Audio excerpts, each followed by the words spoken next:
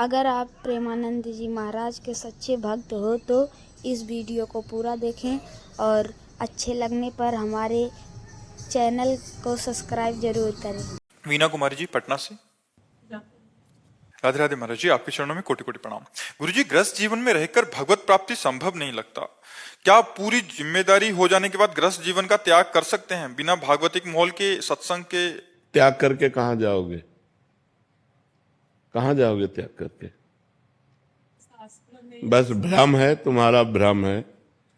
बात इसकी नहीं है, बात है हमें सुलझ करके चलना है।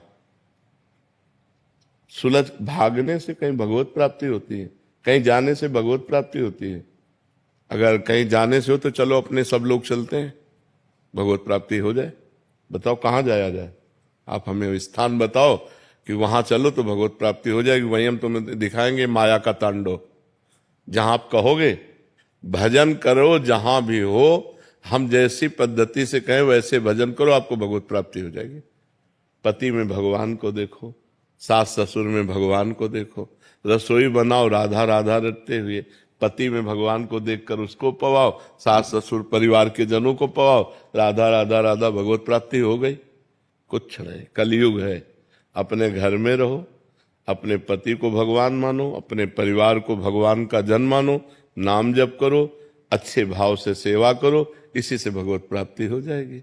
वही काम हम कर रहे हैं।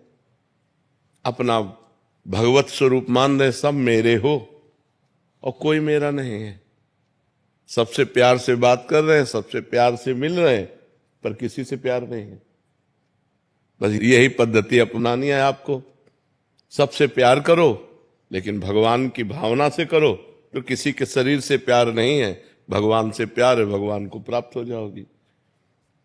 कितनी ऐसी गृहस्थ माताएं बहनें हुई हैं जो दिव्य संत हुई हैं, लेकिन उनको कोई जानता नहीं।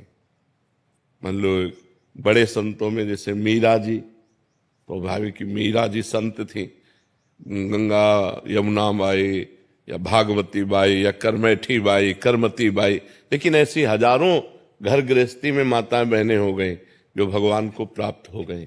कौन जानता है उनको? आप अंदर अंदर नाम जप कर रहे हैं, हर कष्ट सह रहे हैं, परिवार को पवा रहे हैं, परिवार का पोषण कर रहे हैं, भगवान को अपना मान रहे हैं, भगवान को प्राप्त होगी। बात समझना है। भाग के कहां जाओगे? जहां भाग के जाओगे वहां भी तो माया है। माया कोई ऐसी थोड़ी, माया यहां से लेकर ब्रह्मलोक तक है, ब्रह्मलोक तक, ऊपर के 7 लोक, नीचे के 7 लोक, कहां भाग के जाओगे? कलयुग है, अपने घर में रहो, संतों के प्रवचन सुनो और अपने घर में भजन करो। दूरी बना के रहो, वो भी पवित्र रहे, आप भी पवित्र रहो। खूब भजन करो। ये सब नाटकबाजी नहीं, बिल्कुल नाटकबाजी नहीं। नाटकबाजी से भगवान कभी नहीं मिलते हैं। भाई भोजन तो चाहिए ना, वस्त्र चाहिए ना, कहीं रहने को तो चाहिए ना, रहने के लिए किसी का आश्रय चाहिए ना। अब वो कैसा हमारे साथ व्यवहार करे? अपने पति को तो जानती हो ना, अपने परिवार को तो जानती हो ना, नई जगह में जहां जाओगे उसको तो जानती नहीं हो ना, कैसा व्यवहार होगा, क्या वातावरण होगा, क्या हमारे साथ दुर्व्यवहार। बिल्कुल ये सब बाहरी बातें हमें पसंद नहीं। अपने घर में रहो, धर्म की कमाई से अपने परिवार का पोषण करो, भगवान का नाम जप करो, भगवान के आश्रित रहो, वो कृपा करेंगे, आपको प्राप्त हो जाएंगे। भगवत प्राप्ति कठिन नहीं है, भगवान की प्राप्ति का मार्ग जानना कठिन है। अगर मार्ग जान जाओ तो कोई कठिन नहीं भगवत प्राप्ति। घर गृहस्थी परिवार सब जगह भगवान है। कहो सो कहां जहां प्रभु नाही, नाम जप करो, घर गृहस्थी में जहां हो वहीं परिवार को अपना भगवान मानकर सेवन करो, उसी से भगवत प्राप्ति। कहीं भागने की जरूरत नहीं। महाराज जी, जहां मन लगाने को कहते हैं वहां मन सहजता में लगता नहीं, और जहां छोड़ने के लिए कहते हैं वहां सहजता में लगता है। हाँ, ये माया का तो खेल है। पर इतने तो हमें देखो, हमने ये नहीं कहा कि आप पति को छोड़ दीजिए, हमारी बात को समझिए, और कहा कि पति से और प्यार कीजिए, उसे भगवान मान लीजिए। जैसे ये हो कि हम जहां मन लगाना होता है वहां लगता नहीं, जहां हटाना होता है तो वहां लग जाता है, तो हम वहीं लगा रहे हैं। पति से हमारे शरीर का पोषण होता है, वासनाओं की पूर्ति होती है, हम उसको भगवान मान लेते हैं। पति को पहले मनुष्य मानकर प्यार कर रहे थे, अब भगवान मान के प्यार करेंगे, और अधिक प्यार करेंगे।